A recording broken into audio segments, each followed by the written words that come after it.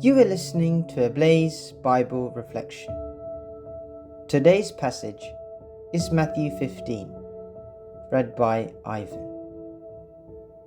Playing God. Matthew 15 shows us how easily religion can lose its way, how easily faith can be twisted when people lose sight of the heart of God. At the center of the chapter is a conflict about rituals before meals, but it is not really about food or hand washing. It is about how people relate to God and how they use God in their relationships with others. The religious leaders come to Jesus with an accusation.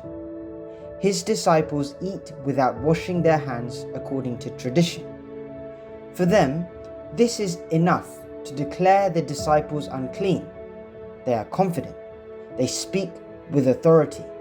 They believe they are defending God. The rule has been broken, therefore the disciples are judged as unclean. Jesus does not deny the value of tradition, but he exposes a deeper problem. He asks why they break the commandment of God for the sake of tradition. Their problem is not reverence for the law, but the absolutizing of preference. They take human traditions, elevate them to divine status, and then use those traditions to excuse disobedience to God's clearer commands. Jesus exposes their inconsistency. They insist on the law when it benefits them and make excuses when obedience becomes costly. The example Jesus gives is revealing. They refuse to support their parents financially, claiming that the resources have been dedicated to God. In reality, this dedication benefits them and the institutions they control. What appears spiritual is deeply self-serving. Jesus names this for what it is: hypocrisy. Quoting the prophet Isaiah, Jesus says that they honor God with their lips, but their hearts are far from him. Their worship is vain because they teach human precepts as doctrines. This is what it means to make God in our own image and likeness. We take our ideas, fears, and preferences and attach God's name to them in order to give them authority. When others do not follow them, we take offense as if God himself has been disrespected.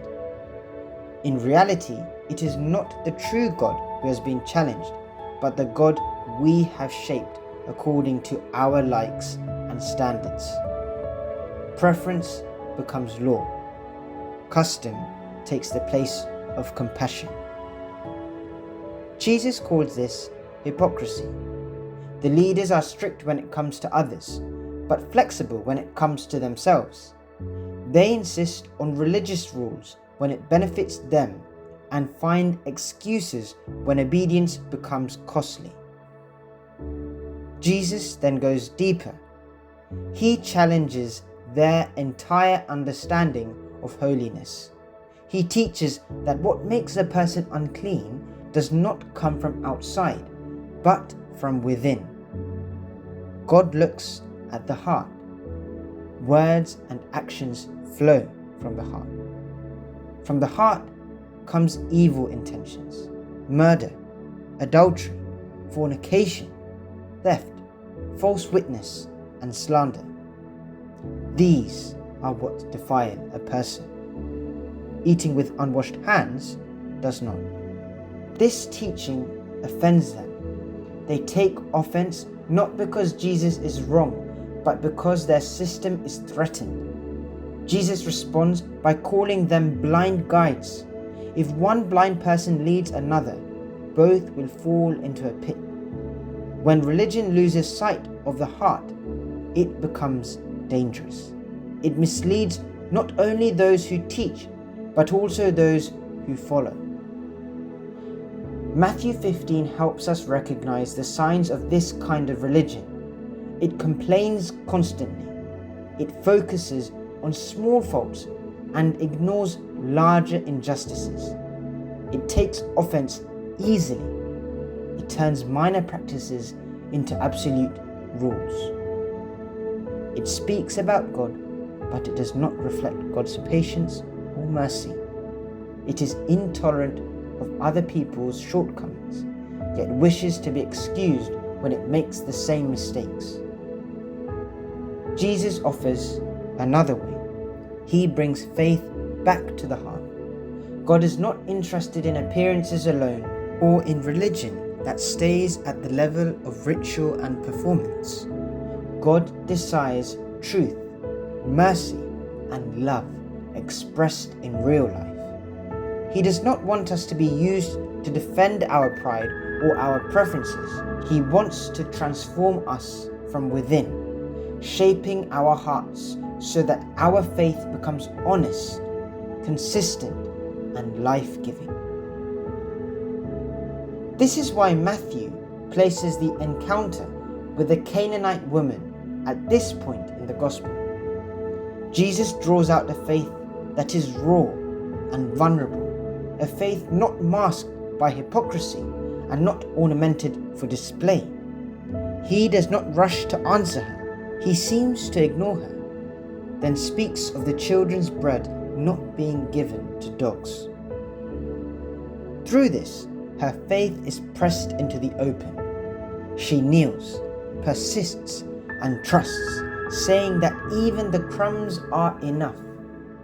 Her faith is not performative or protected by status. It is humble, vulnerable, and courageous. In her, Jesus reveals the kind of faith he desires, faith without hypocrisy, faith that comes from the heart and opens the way to healing. The warning of Matthew 15 is serious. When we shape God according to our fears, habits, and preferences, faith hardens and becomes harsh. God is reduced to a tool for judgment rather than a source of mercy. But when we allow God to shape us, faith becomes life-giving and freeing. Jesus invites us to stop using God to measure and condemn others, and to begin allowing God to enter our hearts, heal what is wounded, and transform us from within. This is the heart of the chapter. God is present. God is near. God looks beyond clean hands to see whether hearts are clean. And where hearts are open, God is already at work. God bless you. Stay close to the Word. The Ablaze Team.